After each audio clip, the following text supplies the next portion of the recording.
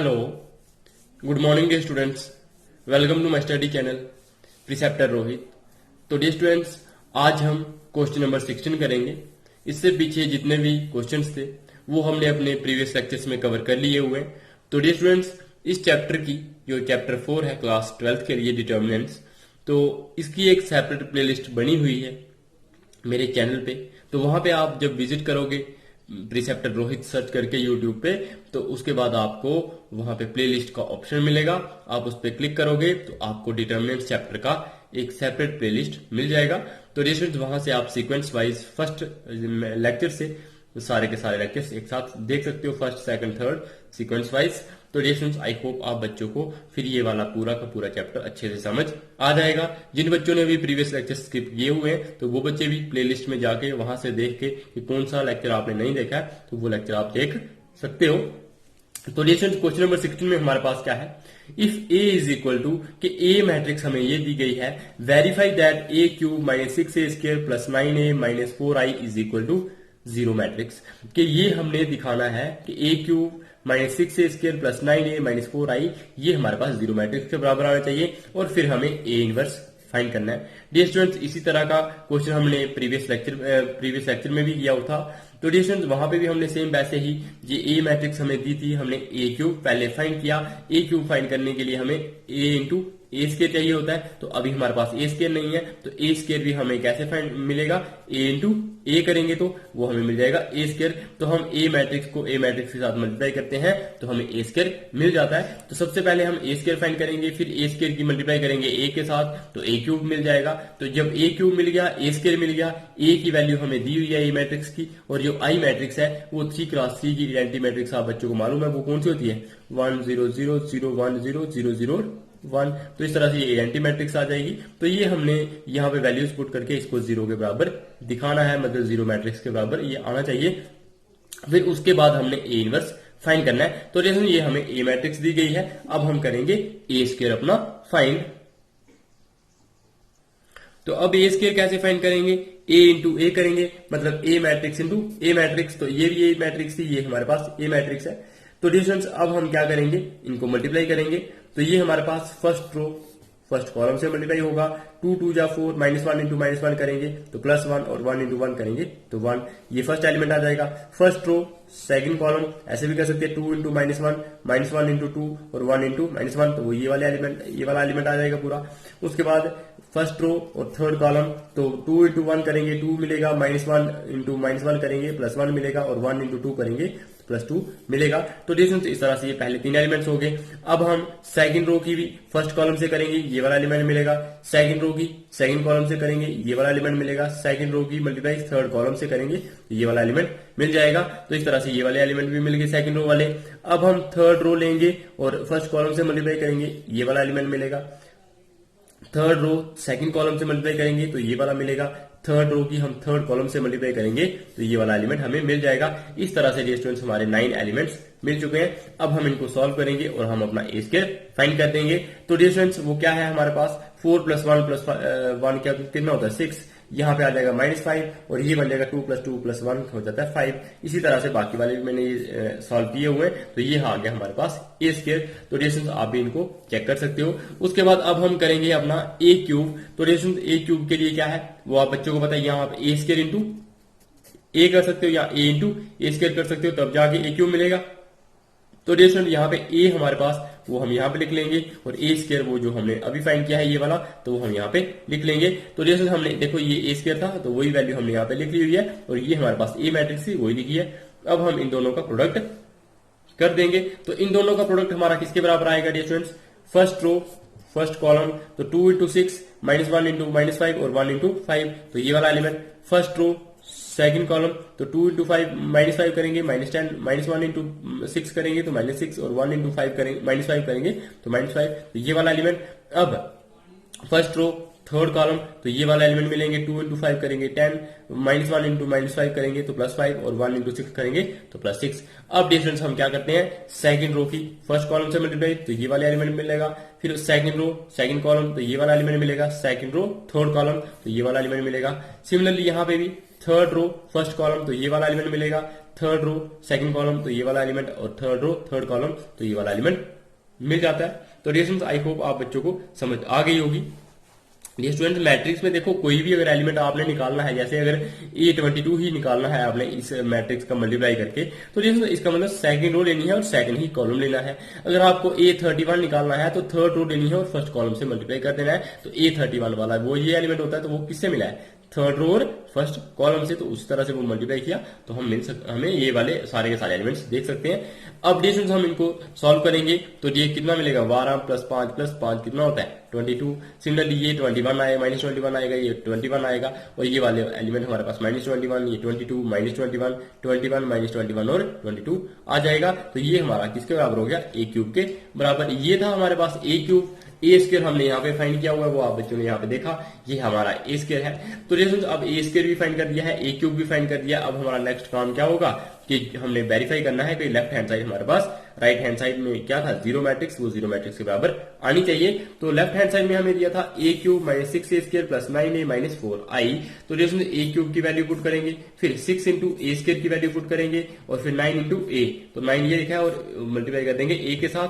तो ए मैट्रिक्स ये लिखी हुई है, और आइडेंटिटी मैट्रिक्स आप बच्चों को मालूम है 3 क्लास 3 की, वो ये होती है। तो ये हमने यहाँ पे लिखी हुई है। अब हम इसको सॉल्व करेंगे और जीरो मैट्रिक्स के बराबर दिखाएंगे। अब देखो ये क्या हो जाएगा? 6 के साथ सारे एलिमेंट्स मल्टीप्लाई हो जाएंगे, 9 के साथ ये वाले सारे एलिमेंट्स मल्टीप्लाई हो जाएंगे, और 4 के साथ ये वाले सारे एलिमेंट्स मल्टीप्लाई हो जाएंगे। तो जैसे आप इनको मल्टीप्लाई करके एक स्टेप में लिख भी सकते हो, या फिर आप डायरेक्टली अगर लिखना चाहो तो ये क्या रहेगा? 22। ये देखो फर्स्ट एलिमेंट यहाँ पे 22 है, और यहाँ पे क्या हो जाएगा? -6 इंटू ये वाला एलिमेंट। तो -6 इंटू 6 करेंगे तो -36। तो वही हमने लिखा है -22 -36। फिर प्लस 9 इंटू 2, तो 9 इंटू 2 कितना होता है? 8 इंटू प्लस 18 आ जाएगा। अब -4 इंटू 1 करेंगे तो -4। तो ये वाला हमारा फर्स्ट एलिमेंट आ जाएगा।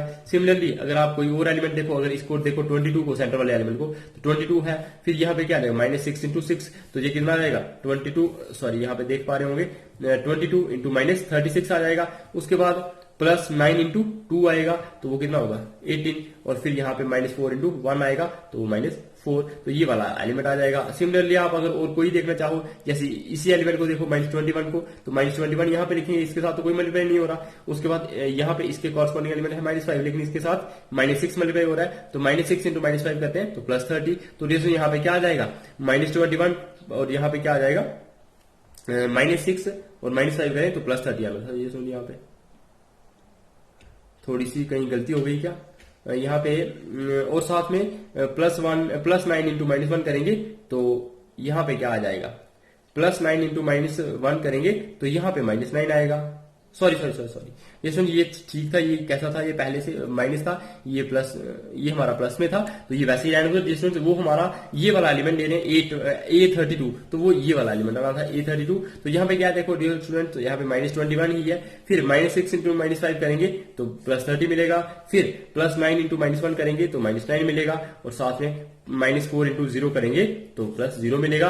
ये स्टूडेंट्स इस तरह से आप इसको सॉल्व कर सकते हैं। तो ये एलिमेंट मैंने सारे इस तरह से ये 3 निकाल के दिखा दिए। आप बाकी वाले एलिमेंट्स भी फाइंड कर सकते हैं। अब जैसे जब आप बाकी वाले एलिमेंट्स फाइंड करोगे, उनको सॉल्व करोगे, तो देखो ये कितने हैं? 20 प्लस 18 कितना हो गया? 40, और 40 -36 करेंगे तो 4 मिलेगा, और 4 में से 4 निकाल देंगे तो 0 आ जाएगा लास्ट में। तो यहाँ पे भी देखो 30 प्लस का है -21, और -9 कितना होता है? 30 माइनस का, तो -30 प्लस 30 कितना हो जाएगा? 0। सिमिलरली ये वाला भी 0 आ जाएगा। बाकी सारे एलिमेंट्स इस तरह से ये 0 आ जाएंगे, और यही इसी 0 को, ये जो मैट्रिक्स होती है जीरो मैट्रिक्स, इसको हम O से डिनोट करते हैं। तो ये हमारे पास आ गया जीरो मैट्रिक्स के बराबर। तो इस तरह से स्टूडेंट्स हमने ये जो लिया था A क्यूब, ये देख पा रहे हैं आप, A cube -6a square plus 9a minus 4i, तो ये हमारे पास जीरो मैट्रिक्स के बराबर हो गया है। तो वो हमने यहाँ पे लिख लिया हुआ है। अब स्टूडेंट्स हमने ये वेरीफाई तो कर दिया कि हाँ भाई ये जीरो मैट्रिक्स के बराबर आ गया।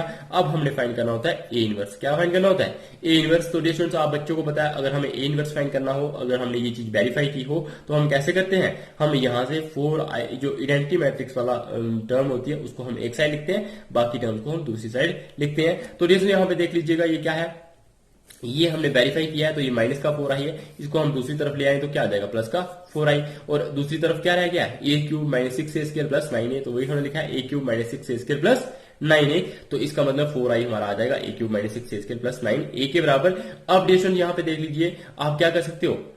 ए क्यूब की वैल्यू पुट करना, सॉरी अब आपको देखो किसकी वैल्यू चाहिए आपको, ए इनवर्स की वैल्यू, लेकिन यहाँ पे तो ए इनवर्स कहीं भी नहीं है, तो आपको क्या करना पड़ेगा, ए इनवर्स के साथ मल्टीप्लाई करना पड़ेगा। तो जैसे इसको हम पोस्ट मल्टीप्लाई करेंगे। पोस्ट मल्टीप्लाई क्यों करते हैं दोस्तों, यहाँ पे देखो 9a है जैसे, तो अगर आप पोस्ट मल्टीप्लाई नहीं करो, प्री मल्टीप्लाई करो, तो वो क्या हो जाएगा, ए इनवर्स 9 इंटू ए। तो वो आप कैसे लिख सकते हो, नहीं लिख सकते हो क्योंकि ए इनवर्स कहीं पे है और ए कहीं पे है, तो इसलिए आप क्या करोगे, पोस्ट मल्टीप्लाई मतलब 9a होगा, उसके आगे करोगे ए इनवर्स के साथ मल्टीप्लाई, तो ए इंटू ए इनवर्स करेंगे तो ये आई के बराबर बन जाता है। इसलिए ये स्टूडेंट आपने क्या करना होता है, पोस्ट मल्टीप्लाई। तो पोस्ट मल्टीप्लाई मतलब जो भी टर्म होगी उसके आगे लिखना है ए इनवर्स को।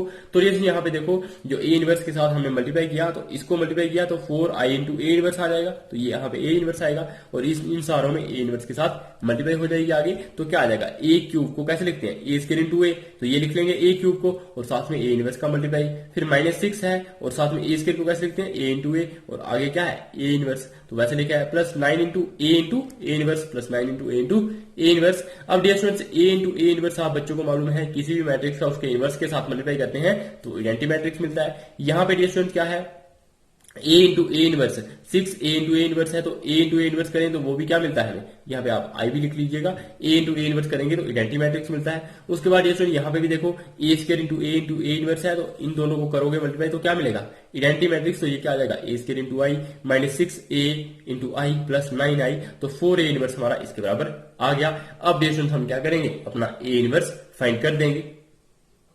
तो अब हमारा क्या होगा, देखो 4a इनवर्स है वो ए स्क्वायर इंटू आई, आप बच्चों को मालूम है कि किसी भी मैट्रिक्स का हम आई के साथ मल्टीप्लाई करते हैं तो वही मैट्रिक्स आती है। स्टूडेंट्स ये हमें पता है, जो मैट्रिक्स मल्टीप्लिकेशन में हम देखते हैं एग्जिस्टेंस ऑफ आइडेंटिटी मैट्रिक्स, तो वहां पे अगर ए इंटू आई करें तो आई के बराबर आता है, ये प्रॉपर्टीज में पढ़ते हैं। तो इसका मतलब ए स्क्वायर इंटू आई करेंगे तो ए स्क्वायर ही रहेगा, 6a इंटू आई करेंगे तो ए ही रहेगा, और 9i वैसा ही रहेगा। तो डिस्टेंस अब हम क्या करेंगे, देखो जो 4a इनवर्स है हमने वैसा ही लिखा हुआ है, साथ में ए स्क्वायर की वैल्यू पुट कर दी है 6 इंटू ए की वैल्यू पुट कर देंगे 6 के साथ, -6 इंटू ए था, उसके बाद 9 इंटू आई है, तो आई की वैल्यू भी हमने यहाँ पे पुट कर दी है। अब डिस्टेंस हमारे पास क्या आ जाएगा, 4a इनवर्स हमारा किसके बराबर हो जाएगा, यहाँ पे देखो 6 है, यहाँ पे क्या आ जाएगा, -6 इंटू 2 करेंगे तो -12, और यहाँ पे प्लस 9 इंटू 1 करेंगे तो प्लस 9 आ जाएगा। सिमिलरली अगर आप और कोई एलिमेंट देखो 5, तो 5 यहाँ से लेंगे, फिर -6 इंटू 1 करेंगे तो -6 रहेगा, -6 इंटू सॉरी 5 इंटू -6, यहाँ पे 5 वाला एलिमेंट लेंगे तो ये वाला एलिमेंट आएगा 5, उसके बाद -6 इंटू +1 करेंगे तो -6 आएगा, और फिर प्लस 9 इंटू 0 करेंगे तो वो 0 आएगा, तो ये वाला एलिमेंट मिल जाएगा। अगर आप इस सेंटर वाले एलिमेंट की बात करो तो वो क्या है, 6 है, तो हमने 6 ही लिखा है। उसके बाद -6 इंटू -1 करेंगे तो हमारे पास, सॉरी -1 ही लेना है, अब हमने सेंटर वाला लेना है, तो -6 इंटू +2 करेंगे तो -12, और प्लस 9 इंटू 1 करेंगे तो 9। स्टूडेंट्स अगर आपको यहाँ पर थोड़ा मुश्किल लगता है तो आप एक स्टेप और बढ़ा लीजिए कि उनको 6 के साथ इन सारे एलिमेंट्स को मल्टीप्लाई कर दीजिए और 9 के साथ इन सारे एलिमेंट्स को मल्टीप्लाई कर दीजिए, फिर आप उनको ऐड कर सकते हो। तो स्टूडेंट्स अब हमने इस तरह से कर दिया है, 1 2 3 एलिमेंट मैंने आप बच्चों को बता दिए। अब अगर हम इसको देखें तो ये क्या है, 5, तो ये 5 ही रहेगा। उसके बाद -6 इंटू 1 करेंगे तो -6, और 9 इंटू 0 करेंगे तो 0 आ जाएगा, तो ये वाला एलिमेंट मिल जाता है। स्टूडेंट्स इस तरह से आप बाकी वाले एलिमेंट्स भी देख सकते हो। तो ये जब हम इसको सॉल्व करते हैं तो वैल्यूज हमें क्या मिलती है, 9, देखो ये है 9 और 6 कितने होते हैं 15, 15 -12 करेंगे तो 3 आएगा, यहाँ पे 6 -5 करेंगे 1 मिलेगा, और -6 + 5 करेंगे तो -1 मिलेगा। इसी तरह से -5 + 6 करेंगे तो प्लस का 1, और 9 + 6 होता है 15, 15 -12 करेंगे 3, और 6 में से 5 निकालेंगे तो 1, फिर 5 में से 6 निकालेंगे तो -1 आ जाएगा, सॉरी ये आप बच्चे अब देख पा रहे हैं। तो -5 + 6 करेंगे तो +1 आएगा, और 9 और 6 होता है 15, 15 में से 12 निकालेंगे तो 3 आ जाएगा। इस तरह से रिएक्शन जो 4a इनवर्स है वो हमारा इसके बराबर आ गया है। तो अब हमारा a इनवर्स क्या आ जाएगा, ये 4 के साथ मल्टीप्लाई हुआ है तो 4 के साथ अब यहाँ पे क्या आ जाएगा, डिवाइड आ जाएगा दूसरी तरफ। तो इसका मतलब अब सारे एलिमेंट क्या आ जाएंगे, 4 के साथ डिवाइड। तो जो a इनवर्स होगा वो हमारे पास क्या आ जाएगा, 3/4, 1/4, -1/4, 1/4, 3/4 और 1/4, यहाँ पे -1/4, 1/4 और 3/4, तो ये हमारा आ जाएगा ए इनवर्स। तो स्टूडेंट्स इस तरह से हमने ए इनवर्स फाइंड कर दिया। आई होप डियर स्टूडेंट्स आप बच्चों को ये क्वेश्चन बहुत ही अच्छे से समझ आया होगा।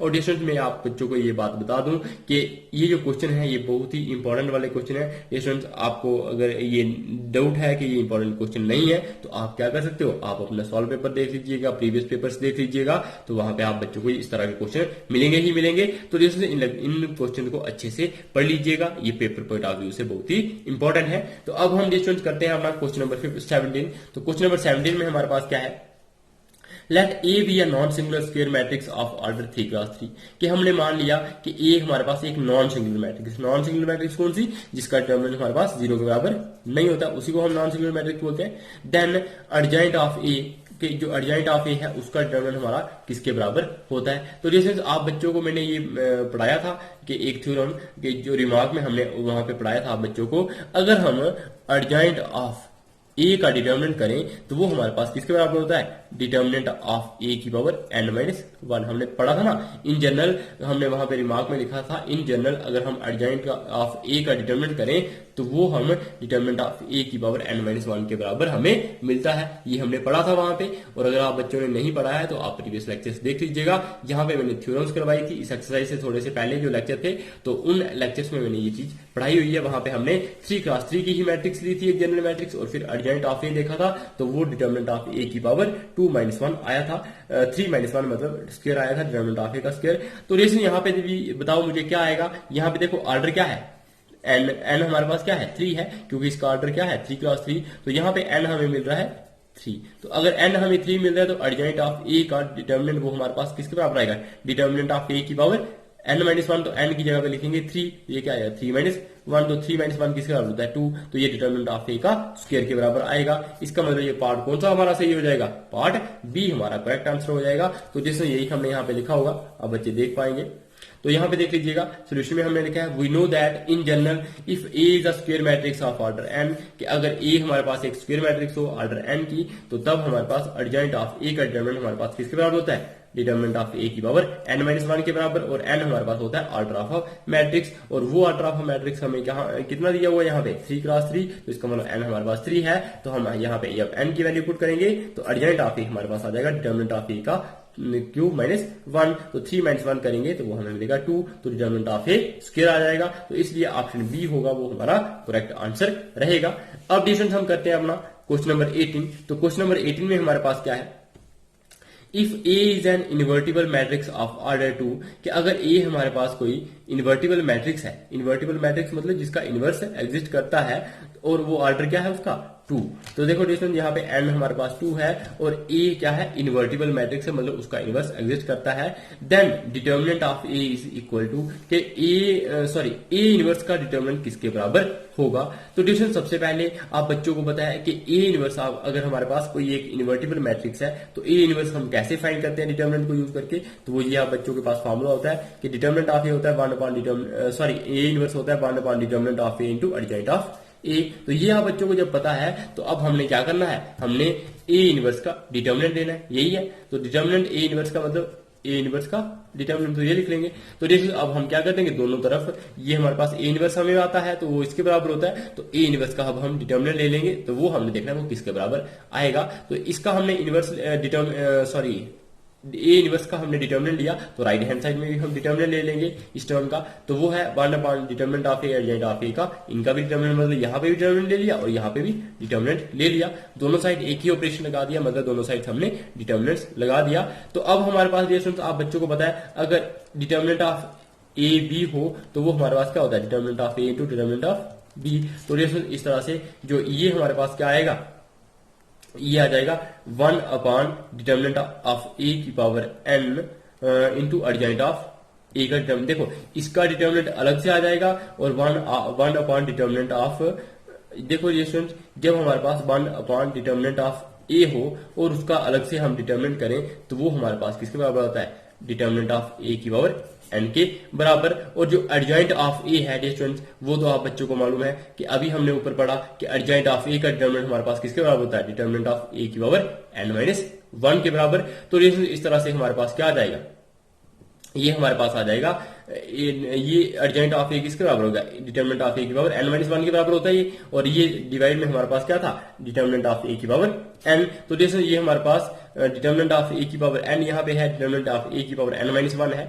तो जब ये हमारे पास बेसिस सेम हो और डिवीजन का केस हो तो वो क्या होती है, पावर्स सब्ट्रैक्ट होती हैं। तो जैसे ये हमारे पास क्या आ जाएगा, जो डिटरमिनेंट ऑफ ए का इनवर्स है वो हमारे ए इनवर्स का डिटरमिनेंट वो हमारे पास किसके बराबर आएगा, डिटर्मिनेंट ऑफ ए की पावर सब्ट्रैक्ट होती है, मतलब n-1 और ये क्या है -n, तो ये क्या आ जाएगा, मतलब ये पावर ऊपर वाले न्यूमरेटर में थी, ये डिनोमिनेटर में, तो ये क्या हो जाती है सब्ट्रैक्ट, तो n-1 - n करेंगे तो ये n और ये n कैंसिल, तो ए डिटर्मिनेंट की पावर -1 आएगी, तो उसको हम लिख सकते हैं 1 अपॉन डिटर्मिनेंट ऑफ ए। तो इसलिए जो ए इनवर्स का डिटर्मिनेंट होगा वो हमारे पास 1 अपॉन डिटर्मिनेंट ऑफ ए के बराबर आएगा। आई होप डियर स्टूडेंट्स आप बच्चों को ये समझ आई होगी। डियर स्टूडेंट्स देखो ये चीज मैंने आप बच्चों को पढ़ाई हुई है कि जब हम डिटर्मिनेंट ऑफ ए कि किसी को देखो अगर हमारे पास डिटर्मिनेंट ऑफ ए हो और उसका दोबारा से हम डिटर्मिनेंट करेंगे तो वो हमारे पास किसके बराबर आता है, डिटर्मिनेंट ऑफ ए की पावर n के बराबर आता है, और n यहाँ पे क्या होता है, ऑर्डर ऑफ अ मैट्रिक्स। ये चीज आप बच्चों ने याद रखनी है, ये मैंने आप बच्चों को प्रीवियस लेक्चर्स में थ्योरम्स में पढ़ाई हुई है वहां पे कि अगर हमारे पास कोई डिटर्मिनेंट हो और उसका दोबारा से हम डिटर्मिनेंट करें तो उसकी पावर n के बराबर आता है। तो जैसे आई होप आप बच्चों को समझ आया होगा। तो उसके बाद अब हमारे पास क्या है, या हम इसको दूसरे तरीके से भी कर सकते थे कि ये हमारे पास ए मैट्रिक्स का इन्वर्टिबल मैट्रिक्स दी है, तो इन्वर्टिबल मैट्रिक्स मतलब उसका इनवर्स एग्जिस्ट करेगा और उनका दोनों का प्रोडक्ट इडेंटिटी मैट्रिक्स के बराबर भी होता है, ए इंटू ए इनवर्स हमारे पास आई के बराबर होगा।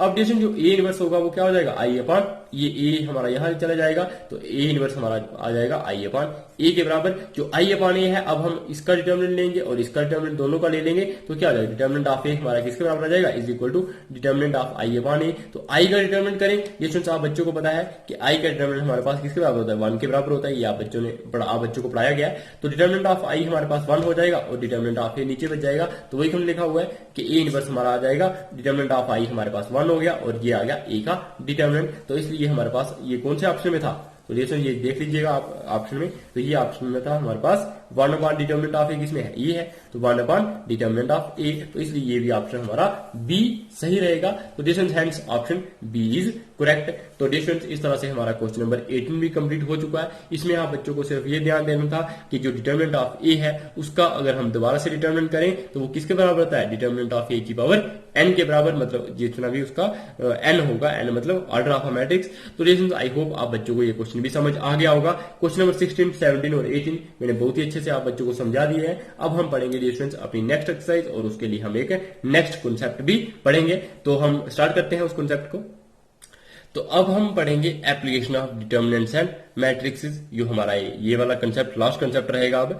तो डिस्टेंस इसमें एप्लीकेशन में ये कंसेप्ट क्या है कि हमें डिटर्मिनेंट्स और मैट्रिक्स को यूज करना है किसके लिए, जो इक्वेशंस होंगी उनको सॉल्व करने के लिए। डियर स्टूडेंट्स आप बच्चों को पता है, देखो डियर स्टूडेंट्स मैं आप बच्चों को एक बात बताता हूं, जैसे अगर हमारे पास एक कोई इक्वेशन हमने हमारे पास फर्स्ट इक्वेशन होती थी, सेकंड इक्वेशन होती थी, तो अगर थर्ड भी इक्वेशन हो तो मतलब वहां पे x, y, z होता, तो ये 3 वेरिएबल हो तो हम बड़ी मुश्किल से इनको सॉल्व करते हैं फर्स्ट सेकंड में कुछ ऑपरेशंस लगा के, मतलब multiplying first y this, second y this and something else कुछ करके हम उसके बाद बड़ी मुश्किल से ये x, y और z की वैल्यूज फाइंड करते हैं।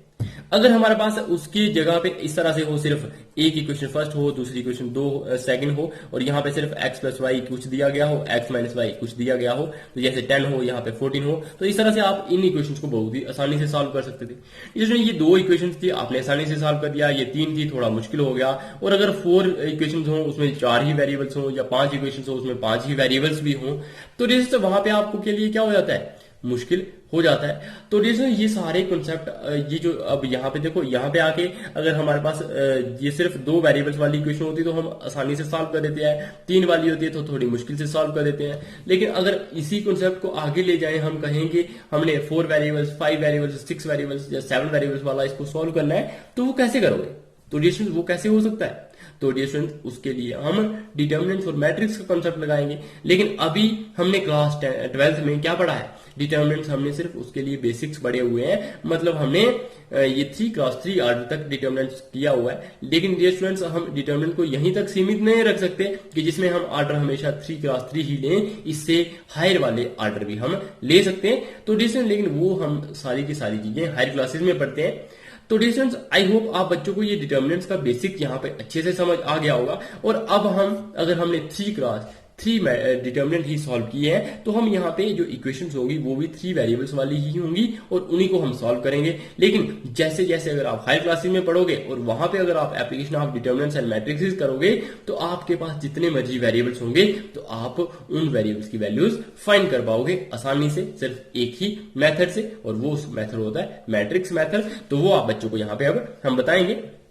यहाँ पे देखो, we can use determinants and matrix for solving the system of linear equations in 2 or 3 variables and for checking the consistency of the system of linear equations के लिए student हम क्या कर सकते हैं यहाँ पे कि अगर 2 वेरिएबल में होगी तब भी कर पाएंगे, क्योंकि हमने 2 क्रॉस 2 का डिटरमिनेंट भी पढ़ा है, 3 क्रॉस 3 का डिटरमिनेंट भी पढ़ा है। तो ऐसी लीनियर इक्वेशन जिनमें 2 या 3 वेरिएबल्स होंगे तो उनको हम यहाँ पे क्या कर पाएंगे, डिटरमिनेंट्स या और मैट्रिक्स यूज करके सॉल्व कर पाएंगे। और डियर स्टूडेंट्स उनकी कंसिस्टेंसी भी हम चेक कर पाएंगे कि वो कंसिस्टेंट है या फिर इनकंसिस्टेंट है। तो डियर स्टूडेंट्स आप बच्चों को आई होप ये समझ आ गया होगा कंसिस्टेंट और इनकंसिस्टेंट क्या होता है, ये आप बच्चे 10th क्लास में पढ़ते हैं। तो डियर स्टूडेंट्स ऐसी इक्वेशंस जिसका सोल्यूशन क्या हो, हमारे पास कोई ना कोई सोल्यूशन हो, तो उसको हम क्या बोलते हैं, चाहे वो एक सोल्यूशन हो चाहे बहुत ज्यादा सोल्यूशन हो, तो उसको हम कॉन्सिस्टेंट इक्वेशन बोलते हैं। लेकिन ऐसी इक्वेशन जिसका कोई सोल्यूशन एग्जिस्ट करता ही ना हो तो उसको हम क्या बोलते हैं, नॉन कॉन्सिस्टेंट या फिर इनकॉन्सिस्टेंट। तो डियर स्टूडेंट्स वो ऐसा सिस्टम ऑफ इक्वेशन जिसमें हमें सोल्यूशन मिल जाएगा, चाहे एक मिले चाहे ज्यादा हो, लेकिन वो क्या होगा, वो हमारे पास कॉन्सिस्टेंट होगा। लेकिन ऐसा सिस्टम ऑफ इक्वेशन जिसमें हमें कोई भी सोल्यूशन नहीं मिलेगा, वहां पे सोल्यूशन एग्जिस्ट करेगा ही नहीं, तो उसको हम इनकॉन्सिस्टेंट बोलेंगे। तो डियर स्टूडेंट्स वही हमने लिखा हुआ है consistent system. A system of equations is said to be consistent, कि एक इक्वेशन के सिस्टम को हम कॉन्सिस्टेंट तब बोल सकते हैं इफ इट्स सोल्यूशन एग्जिस्ट, अगर इसका सोल्यूशन क्या करता होगा, एग्जिस्ट करता होगा, मतलब चाहे 1 हो चाहे मोर हो, चाहे एक हो चाहे एक से ज्यादा हो, लेकिन सोल्यूशन एग्जिस्ट करता होगा तो उसको हम कॉन्सिस्टेंट बोलेंगे।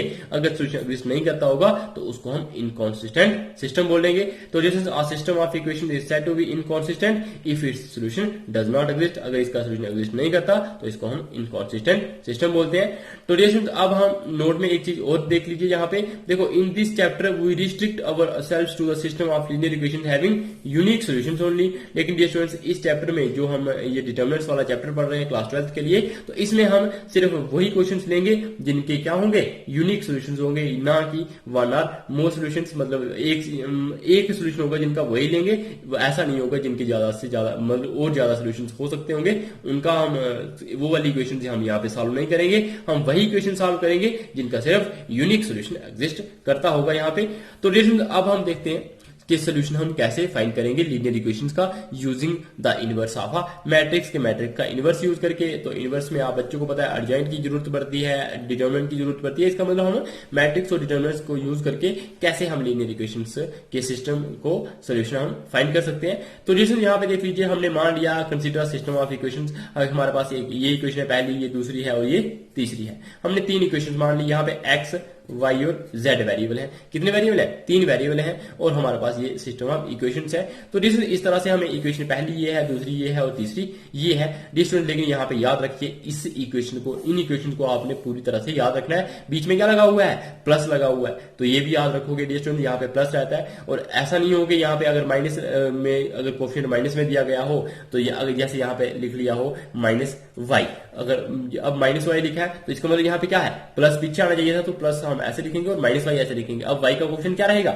-1 रहेगा। ये नहीं कर देना है कि वहां पे आप सिर्फ माइनस वाई लिखा है तो वाई का कोफिशिएंट भी आप 1 ले लीजिए, तो वहां पे आपने माइनस का भी पूरा ध्यान रखना है। तो इसका मतलब अब हमें A1 B1 C1 A2 B2 और C2 A3 B3 और C3 इन सारे ये जो 9 एलिमेंट्स हैं इनका पूरा ध्यान रखना है। उसके बाद D1 D2 और D3 का भी ये ध्यान रखना है। उसके बाद हमारे पास वेरिएबल्स क्या है, X Y और Z, इन 3 चीजों का ध्यान रखना है। एक वेरिएबल्स, एक ये D1 D2 D3 और ये जो 9 एलिमेंट्स है A1 B1 C1 A2 B2 C2 A3 B3 और C3। तो ये एलिमेंट्स जब आपने फाइंड कर दिए, उसके बाद हम इनवर्स वाला मेथड, मैट्रिक्स मेथड लगाएंगे और अपना वो सोल्यूशन को हम क्या कर देंगे, हम अपनी सिस्टम ऑफ जो इक्वेशंस होंगी इनका सोल्यूशन फाइंड कर देंगे। तो ये हमारे पास अगर इस तरह से इक्वेशंस होंगी तो हम कैसे सॉल्व करेंगे। इन इक्वेशन को हम इस तरह से लिख लेंगे कि हमने मान लिया कि ए हमारे पास मैट्रिक्स क्या होगी, जो हमने 9 एलिमेंट्स मैंने आप बच्चों को बताया, A1 B1 C1 A2 B2 C2 A3 B3 और C3। तो ये 9 एलिमेंट्स की हम एक मैट्रिक्स बना देंगे। उसके बाद उसका ऑर्डर भी वैसे ही रखना है, लेकिन यहाँ पे A1 है तो यहाँ पे B1 है, यहाँ पे C1 है। ये नहीं हो जाए A1 यहाँ लिखो, B1 यहाँ पे लिख लो, C1 यहाँ, तो गलत हो जाएगा। ये चीज आप बच्चों ने पूरी ध्यान रखनी है। उसके बाद जो हमारे पास वेरिएबल्स है उसकी मैट्रिक्स हम x मान लेते हैं, तो x, y और z उसमें वो क्या है, वेरिएबल्स है। उसके बाद जो b है हमारे पास वो क्या रहेगा, d1 d2 और d3, मतलब जो इक्वल टू के राइट साइड में जो भी नंबर्स या जो भी वैल्यूज हमें दी गई होंगी उनको हम, या फिर इनको हम कांस्टेंट वैल्यूज भी बोल सकते हैं, मतलब इनके साथ कोई भी वेरिएबल नहीं लगा हुआ है, तो उनकी एक अलग से मैट्रिक्स बी मैट्रिक्स बन जाएगी। अब अब अगर हम इक्वेशन, सिस्टम ऑफ इक्वेशंस की बात करें तो हम उनको इस तरह से एक्सप्रेस कर सकते हैं A X is equal to B की फॉर्म में, कि अगर ए एक्स करें, a इंटू एक्स करें तो d1 d2 और d3 के बराबर आता है। डियर स्टूडेंट, इसको आप अगर सॉल्व करके देखना चाहो तो कर भी सकते हो। डियर स्टूडेंट, यहाँ पे देखो ये 3x3 की मैट्रिक्स है और ये किसकी है, ये हमारे पास इसमें कितनी रोज है, 1 2 और 3 रोज है, तो 3x1 है। तो इसका जो ये वाले जो नंबर्स है, इसका n और इसका m हमारे पास दोनों क्या है, मैच करते हैं। इसका मतलब जो मैट्रिक्स आएगी वो किस ऑर्डर की आएगी, इनका प्रोडक्ट करके वो आएगी 3x1 की, मतलब इसमें 3 रोज होंगी और एक ही कॉलम, तो वो किस तरह की मैट्रिक्स होगी, इस तरह की, एक रो, दूसरी रो, तीसरी रो और कॉलम एक ही। तो जैसे इस तरह से ये हमारे पास मैट्रिक्स आ जाएगी और वही हमारे पास इस मैट्रिक्स के बराबर d1 d2 और d3 के बराबर होगी। तो ये इसका ऑर्डर भी क्या है, 3x1 ही है। तो जो ये सॉल्व करेंगे वो हमें 3x1 का मिलेगा और जो राइट हैंड साइड में है वो भी हमें 3x1 का होगा। तो इसका मतलब ये दोनों जो इक्वेशन, जो दोनों मैट्रिक्स जो यहाँ पे आएगी लेफ्ट हैंड साइड में, जो राइट हैंड साइड में आएंगी, ये दोनों क्या रहेंगी, सेम ऑर्डर की रहेंगी। तो जो इनके एलिमेंट्स होंगे उनको हम कंपेयर कर देंगे d1 d2 और d3 के साथ। मतलब फर्स्ट जो ये वाला पहला एलिमेंट आएगा वो d1 के बराबर होगा, जो दूसरा एलिमेंट आएगा वो d2 के बराबर होगा, जो तीसरा एलिमेंट आएगा वो d3 के बराबर होगा। तो जैसे अगर आप इसको सॉल्व करो और वापस आपको वो वाली इक्वेशंस भी मिल सकती है। ऐसे यहाँ पे मल्टीप्लाई करोगे तो क्या होगा, फर्स्ट रो फर्स्ट कॉलम के साथ a1 x b1 y और c1 z is equal to d1 के बराबर आ जाएगा।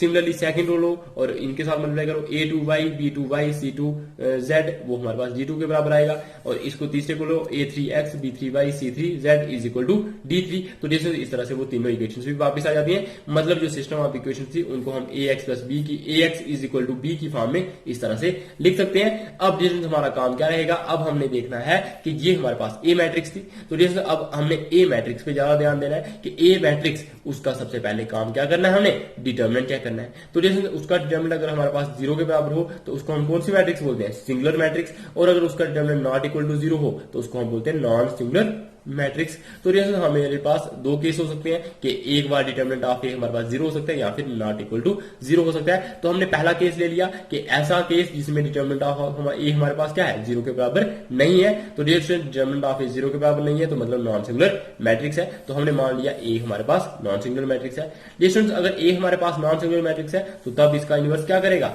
एग्जिस्ट करेगा। तो जैसे इसका ये आप बच्चों को मैंने पढ़ाया भी था पीछे थ्योरम में कि अगर हमारे पास ए मैट्रिक्स एक नॉन सिंगुलर मैट्रिक्स होती है तो उसका इनवर्स एग्जिस्ट करता है। तो जैसे ऐसी मैट्रिक्स जिसका डिटरमिनेंट हमारे पास 0 के बराबर नहीं होगा तो उसका ए इनवर्स एग्जिस्ट करेगा। तो इसका मतलब अब हम ए इनवर्स फाइंड कर देंगे। तो जैसे तो अब एक तो हमने ए इनवर्स फाइंड कर दिया। उसके बाद हमारे पास इक्वेशन क्या थी, ए एक्स इक्वल टू बी, इसी फॉर्म में लिखा ना, ए एक्स इक्वल टू बी। तो जैसे अब यहां से हम क्या करेंगे, देखो हमें चाहिए क्या, एक्स वाई और जेड चाहिए। तो मतलब ये वाली वैल्यूज कौन सी मैट्रिक्स की है, ये मैट्रिक्स है हमारे पास एक्स, तो हमें एक्स मैट्रिक्स चाहिए। तो जैसे एक्स मैट्रिक्स अगर हमें चाहिए तो हम क्या करेंगे, यहाँ पे a इंटू एक्स है तो अब हम a इनवर्स की मल्टीप्लाई करेंगे। तो जैसे मुझे बताइए a इनवर्स की मल्टीप्लाई आगे करेंगे या पीछे करेंगे, जहां पे a होगा तो उसी के साथ a इनवर्स करेंगे। तो यहाँ पे a इनवर्स, a हमारे पास पीछे था तो a इनवर्स की जो मल्टीप्लिकेशन होगी वो हम प्री वाली करेंगे। तो पोस्ट होती है आगे तो प्री होती है पीछे, तो यहाँ पे मल्टीप्लाई कर देंगे। तो जैसे हमने प्री मल्टीप्लाई कर दिया बोथ साइड को a इनवर्स के साथ, तो जैसे यहाँ पे a खत्म हो जाएगा तो ये क्या आ जाएगा, a inverse into a into x, तो ये आ गया इज इक्वल टू, यहाँ पे भी a इनवर्स पीछे आ जाएगा इंटू b आ जाएगा। अब जैसे हम क्या करेंगे, ए इनवर्स इंटू ए, वो आप बच्चों को मालूम है आइडेंटिटी मैट्रिक्स के बराबर आता है और ये आ जाएगा एक्स के बराबर is equal to A inverse into B. तो जैसे यहाँ पे है ए इनवर्स, तो ए इनवर्स हमने फाइंड किया होगा, मैंने आप बच्चों को बताया सबसे पहले हमने डिटर्मिनेंट चेक करना है वो नॉन सिंगुलर है या सिंगुलर है। तो जैसे अगर वो नॉन सिंगुलर होगा तो हमने डिटर्मिनेंट हमने ए इनवर्स फाइंड कर देना है और वही ए इनवर्स की वैल्यू अब हमने यहाँ पे पुट कर देनी है इस इक्वेशन में, x is equal to A inverse B. तो अब आप बच्चों ने याद रखना है कि जब आपने सबसे पहले डिटरमिनेंट फाइंड करना है ए मैट्रिक्स का, वो अगर नॉन सिंगुलर आया तो ए इनवर्स फाइंड कर देना है, और जब ए इनवर्स फाइंड कर दिया तो उसके बाद आपने डायरेक्टली ये चीज लिख लेनी है कि x is equal to A inverse B के बराबर होगा। तो जो ए इनवर्स है हमारे पास, तो वो हमारे पास क्या होगा, वो हमने फाइंड किया होगा, और बी मैट्रिक्स हमारे पास होगी, जो मैट्रिक्स हमने यहाँ पे देखो ये लिखी होती है, जो equal to right hand side वाली टर्म्स होती है, जो कॉन्स्टेंट टर्म्स उनकी मैट्रिक्स बनाई होती है, वो होती है बी मैट्रिक्स। तो वो हमारे पास होगी क्वेश्चन में, तो जिसमें वो बी मैट्रिक्स होगी, ए इनवर्स मैट्रिक्स हमने फाइंड की होगी, उन दोनों का प्रोडक्ट करेंगे और ये हमारे पास एक्स मैट्रिक्स के बराबर आ जाएगा, और एक्स मैट्रिक्स हम एक्स वाई और जेड लिख लेंगे। इसी तरह की मैट्रिक्स यहाँ पे भी आ जाएगी, और यहाँ पे कुछ वैल्यू होगी, यहाँ पे कुछ वैल्यू होगी, और यहाँ पे कुछ, तो एक्स की वैल्यू ये वाली आ जाएगी, वाई की वैल्यू ये वाली आ जाएगी, और जेड की वैल्यू ये वाली आ जाएगी। इस तरह से एक्स वाई और जेड की वैल्यू हम अपनी फाइंड कर देंगे। This matrix equation provides unique solution for the given system of equations as the inverse of matrix is unique. ये स्टूडेंट्स इसमें भी क्या होगा, एक ये जो मैट्रिक्स इक्वेशन होगी तो ये क्या करेगी हमें, ये A X is equal to A inverse B, तो ये हमें कौन सा सोल्यूशन देगी, ये हमें यूनिक सोल्यूशन देगी, क्योंकि हमें पता है कि अगर हमारे पास, ये आप बच्चों को मैंने पढ़ाया था ना, कि अगर किसी मैट्रिक्स का इनवर्स एग्जिस्ट करता है तो वो हमेशा यूनिक होता है। तो ये भी आप बच्चों को बताया था, हमने वहां पे प्रूव भी किया था इसको मैट्रिक्स वाले चैप्टर में, कि कोई भी मैट्रिक्स होगी तो उसका जो इनवर्स होगा वो हमेशा यूनिक होगा, मतलब किसी भी मैट्रिक्स के दो इनवर्स या तीन इनवर्स नहीं हो सकते, उसका सिर्फ एक ही इनवर्स होगा और वही यूनिक इनवर्स होगा, और कोई भी इनवर्स नहीं हो सकता।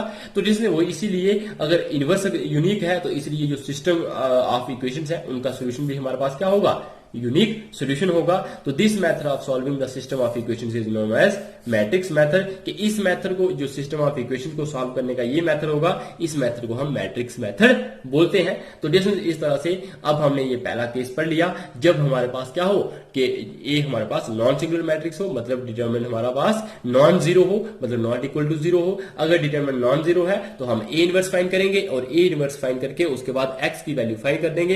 एक्स हमारे पास होता है ए इनवर्स इंटू बी, तो ए इनवर्स की वैल्यू पुट करेंगे, बी मैट्रिक्स हमारे पास होगी, इनको हम प्रोडक्ट करेंगे तो वो इस तरह की मैट्रिक्स आएगी। और जो एक्स मैट्रिक्स थी वो किस तरह की थी, एक्स वाई और जेड, तो एक्स की वैल्यू इसके बराबर, वाई की वैल्यू इसके बराबर और जेड की वैल्यू इसके बराबर आ जाएगी। इस तरह से हम एक्स वाई और जेड का जो इक्वेशन हमें दी होगी सिस्टम ऑफ इक्वेशन, तो इसका हम यूनिक सोल्यूशन फाइंड कर देंगे। इस मेथड को हम मैट्रिक्स मेथड बोलते हैं। अब हम देखते हैं अपना नेक्स्ट केस।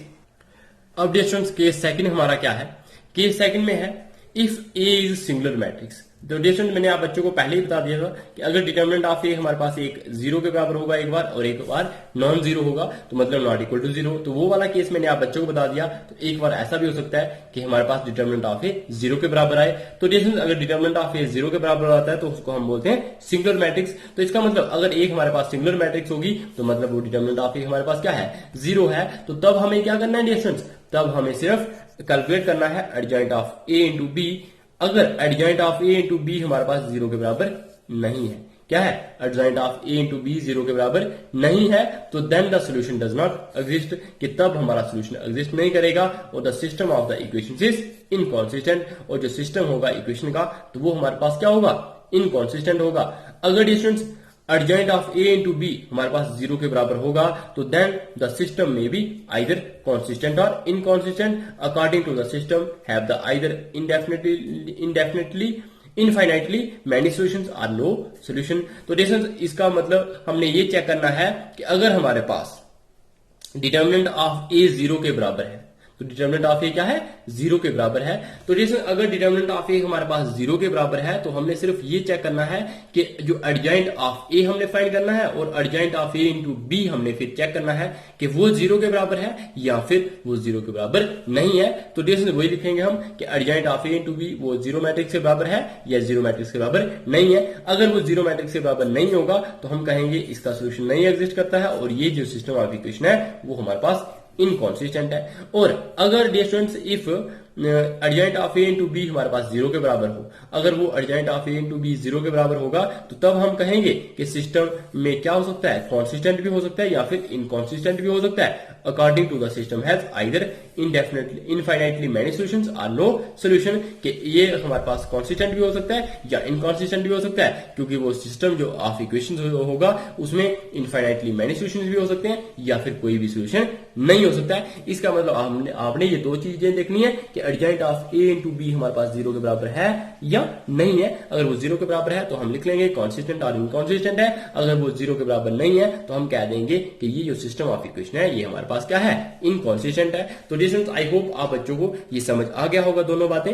तो डियर स्टूडेंट्स, अगर ये चीजें समझ आ गई हैं, अगर आप बच्चों को ये लेक्चर पसंद आ रहा है तो लाइक बटन जरूर क्लिक कर लीजिए और साथ में अगर चैनल पे नए हो तो सब्सक्राइब बटन जरूर क्लिक कर लीजिए। डियर स्टूडेंट्स, इस चैनल से आप बच्चों को बहुत ही हेल्प मिलेगी, आप बच्चों को हर एक चीज इस चैनल पे पढ़ाई जाएगी। तो डियर स्टूडेंट्स, अगर आप बच्चों को लगता है कि ये चैनल आप बच्चों के लिए हेल्पफुल है तो सब्सक्राइब बटन जरूर क्लिक कर लीजिए और साथ में जो बेल आइकन होता है उस पर भी क्लिक करो ताकि आप बच्चों को टाइम टू टाइम नोटिफिकेशन मिलती रहे। और डियर स्टूडेंट्स, बाकी जितने भी क्लासमेट्स हैं उनके साथ भी लेक्चर्स को जरूर शेयर करो। अब डियर स्टूडेंट्स, आप बच्चों को ये जो मैंने कंसेप्ट पढ़ाया इसी के अकॉर्डिंग हम एक एग्जांपल भी जल्दी से सॉल्व कर देते हैं। तो एग्जांपल में हमारे पास क्या है, solve the system of equations, और ये हमें इक्वेशंस दी हैं। तो पहली इक्वेशन ये दी है, दूसरी इक्वेशन ये दी है। तो 2x + 5y = 1, 3x + 2y = 7। तो ये हमें कितने वेरिएबल्स की दी हुई है, 2 वेरिएबल्स में। तो डियर स्टूडेंट्स, इस तरह से अगर हमारे पास जो इक्वेशन का सिस्टम हमें दिया गया है तो वो है 2x + 5 = 1 और 3x + 2y = 1। तो ये फर्स्ट इक्वेशन है, ये सेकंड इक्वेशन है। तो हम क्या करेंगे, यहां से हम ए मैट्रिक्स देखते हैं। तो ए मैट्रिक्स क्या होती है,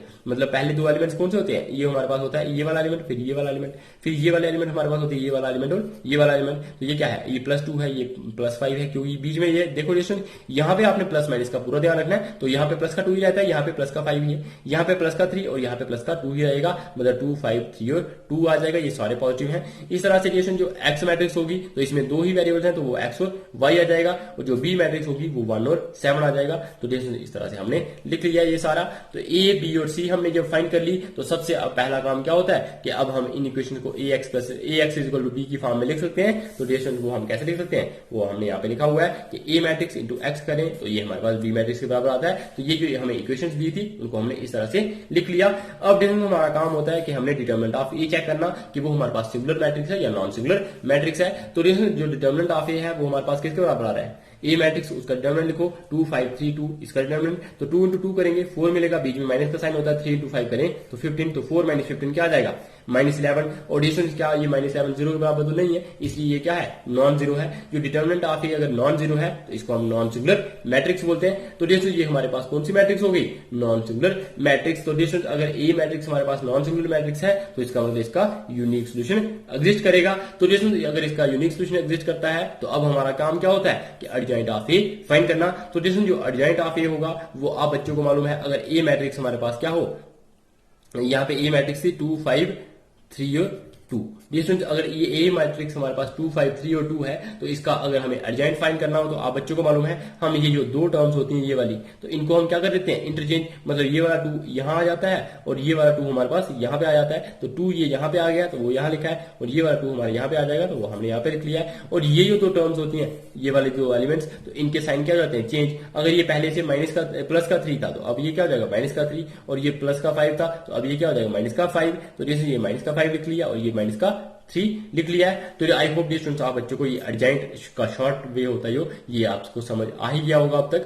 तो इस तरह से हमने एडजॉइंट ऑफ ए फाइंड कर दिया। अगर अभी भी डियर स्टूडेंट्स आप बच्चों को एडजॉइंट ऑफ ए निकालना नहीं आया तो डियर स्टूडेंट्स इसको लेक्चर को थोड़ा सा पीछे करिएगा, दोबारा से ये 2 मिनट का जो मैंने बात बताई अभी कि इनको इंटरचेंज करते हैं और इनको हम क्या करते हैं, साइन चेंज करते हैं। तो ये चीज दोबारा देखिएगा तो आप बच्चों को अच्छे से समझ आ जाएगी, प्रैक्टिस करोगे तो और अच्छे से समझ आ जाएगी। उसके बाद डियर स्टूडेंट्स अब हम ए इनवर्स फाइंड कर सकते हैं। तो ए इनवर्स का फार्मूला आप बच्चों को मालूम है, क्योंकि हमें पता है कि जो जब हम x लिखते हैं तो x होता है a इनवर्स b के बराबर, इसका मतलब हमें a इनवर्स चाहिए होता है। तो अब हम a इनवर्स फाइंड कर लेंगे। तो a इनवर्स होता है 1 upon determinant of a into adjoint of a। तो 1 अपॉन डिटरमिनेंट ऑफ a, तो डिटरमिनेंट ऑफ a की वैल्यू क्या है हमारे पास, वो है हमारे पास -11, तो हमने -11 लिखी है। और जो एडजॉइंट ऑफ a है तो एडजॉइंट ऑफ a हमारे पास किसके बराबर है, 2, -5, -3 और 2 के बराबर, तो वो हमने यहाँ पे लिखा हुआ है। तो इस तरह से हमारे पास क्या आ जाएगा, जो x की वैल्यू, मतलब जो x हमारे पास जो हमें फाइंड करने हैं वेरिएबल्स, तो वो मैट्रिक्स थी x। तो x मैट्रिक्स में क्या था, x और y था। तो जो x की वैल्यू होगी वो किसके बराबर आ जाएगी, a इनवर्स b के बराबर। तो जो x मैट्रिक्स आ गई a इनवर्स b के बराबर, तो a इनवर्स की वैल्यू हमने यहाँ पे लिख ली है, वो क्या थी